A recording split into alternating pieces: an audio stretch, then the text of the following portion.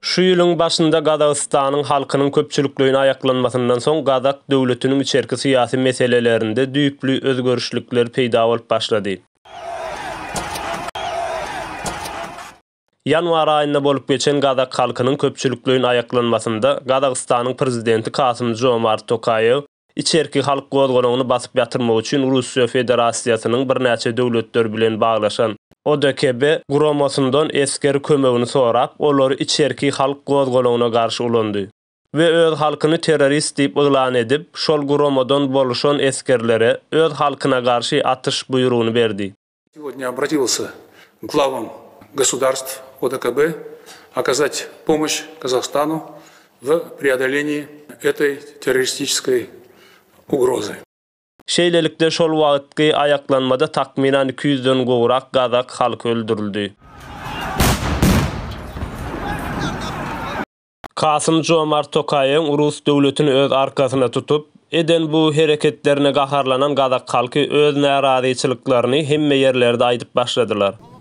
Mana şap ballardy koýgan halkka garşy, şeýdip ana askerdegi jas ballardy halk bilen garşy maňdaý bilen tüýstürip otur. Hem de Rus häkimetiniň Gazagystan döwletiniň üstünden agalyk etmekligini islemän, öz başdak bolmaklaryny isleýändiklerini köpçüliklerin aýdyp, şol pikiri goldap başladylar.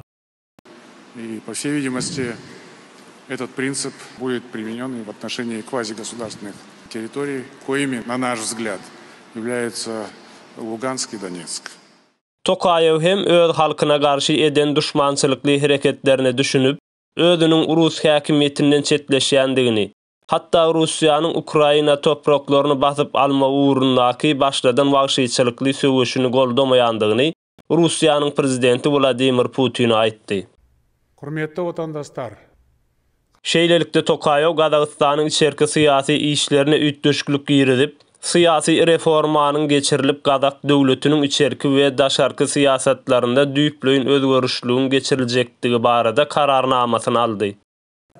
Именно поэтому предлагаю внедрить норму однократного президентства. Syýasy reforma kararnamasynda mundan beýlek saýlanjak prezident bir möhletleýin bolup 7 ýyllygyna saýlanyp biljekdigi dikkatlara özüne çekdi. Bu syýasy reforma şu ýylyň güýz aýlarynda geçiriljek adatdan daşar prezidentlik saýlawy bilen bilelikde ýürýürlüge görjekdigini Tokaýew belläp geçdi.